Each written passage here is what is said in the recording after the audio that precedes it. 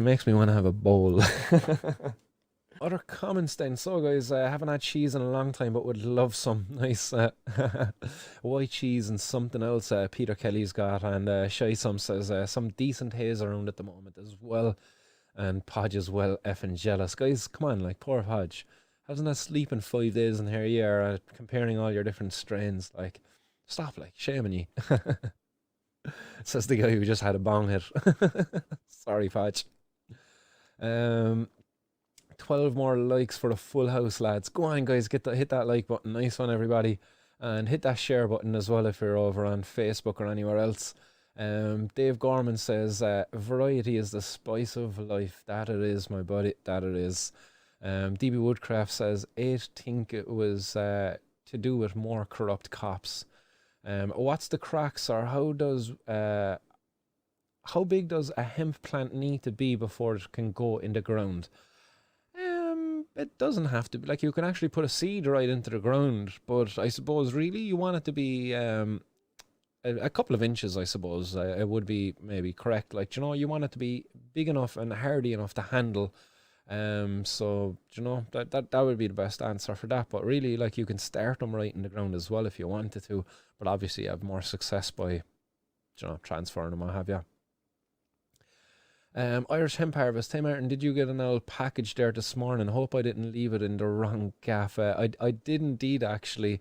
I did indeed. I should have brought it up here, but I'm going to create a little video later on, and I'll do an unboxing later on, and I'll pop that up online for people to see. So nice one for that again, Irish Hemp Harvest. I appreciate that. Daily Talker as well. The bigger the plants, the bigger its chance for success. Yeah, that's another good way of looking at it as well for when transferring plants.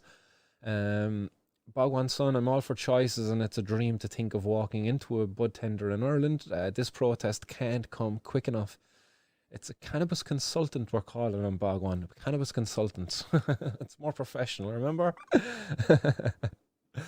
Have to head out there, guys. Catch you later, people. And nice one for tuning in, pods, and have a nice evening and a good weekend. Would be amazing, all right, but remember, you can grow your own too, guys, and that's dead right, guys. Grow your own. Don't wait around for the government to give you permission to do so. And if you get caught doing it, guys, just challenge the charges. Fight for your rights. It's your right to do this. It's your right to be able to live your life and to be able to have access to what God provided to us.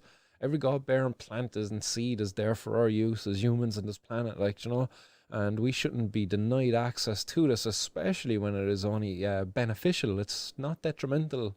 So, you know, no government should take that away from us, and we shouldn't allow them either. DB Woodcraft says, if I follow or subscribe to someone, I always set notifications to all to keep up to date, and recommend doing the same on all platforms. Good stuff, DB.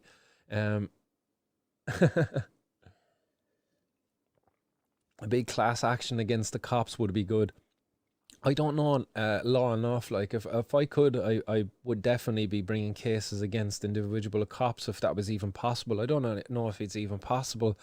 The unfortunate thing in this country is our legal profession are very unwilling to get involved in this at all unless they're getting paid. I don't have money to be paying these individuals to be coming out doing this, and they just accept the fact that this is illegal, and they don't want to challenge the law. Because, you know, that's not what they're taught to do at all in college when they're being taught to be solicitors. It's go out there and enforce the law and uphold the law and twist the law to your benefit. Don't challenge the law at all to be changed. Especially when it's wrong, like. That'd be a terrible thing to do, wouldn't it? Michael Collins style, find out what they eat for breakfast. There you go, DB, that's it. That's the way of thinking. Pod85 says, don't be sorry at all, Peter. Enjoy, man. I'll have some in time. I hope so too, Podge. I hope the old weed fairy pays you a visit very soon, dude. Dave Gorman says, put her in the ground at around 3 weeks. Irish sunlight ain't great for cannabis plants. And Dawson's Creek says, myself in a car full of stones, hotboxed the car before watching Planet of the Apes in the cinema. I hadn't smoked in a while, and then had a panic attack during the movie and performed an Irish goodbye.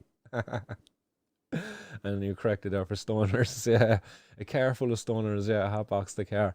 Was that the drive-in cinema there that was down in Carricktool, I suppose? I definitely paid a visit to that drive-in cinema a number of times and had it incredibly hotboxed. And they used to be able to get a patchy delivered to the car, and your man would come up to the car, and we'd have the windows up now and stuff, and your man would be giving us the pizza through the door or through the window, and he was getting hit, man. It was like a cloud just coming out, and you know, it was hilarious that those few times, and you'd be underneath the canopy then as well, and you see the smoke rising up from underneath the canopy. Oh man, how the cops just didn't come in and rip us apart inside in that fucking drive-in cinema is beyond me. I know they kind of hung around outside at the times, but they never really came in there. And it wouldn't be really too hard to find which cars they had the target either. Like, but a great spot. It was sad to see it close down on us, to be honest. It makes me want to have a bowl.